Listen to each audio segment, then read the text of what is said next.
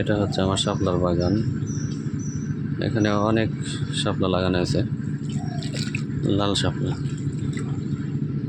এক এক জায়গায় অনেকগুলা শাপলা ধরছে, এক জায়গায় কতগুলো আছে। অনেক সুন্দর লাগে সকালে। এইটা হচ্ছে সবচেয়ে বড়।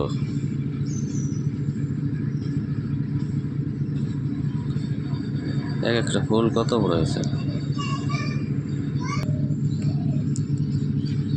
পানি যত বেশি হবে ফুলগুলো তত বড় হবে, কিন্তু পানি তো শুকায় গেছে দেখেন, এই কারণে লোক কমে গেছে। আর শাপলাগুলো অনেক বড় হয় আর অনেক লাল হবে। এটা কিন্তু ড্যাফের থেকে হয় না, এটা হচ্ছে আপনার শালুক হয়। অনেকগুলো শালুক হবে একটা থেকে, সেই শালুক থেকে আস্তে আস্তে ছড়ায় যায়। অনেক জায়গা থেকে লোকজন আসে দেখার জন্য,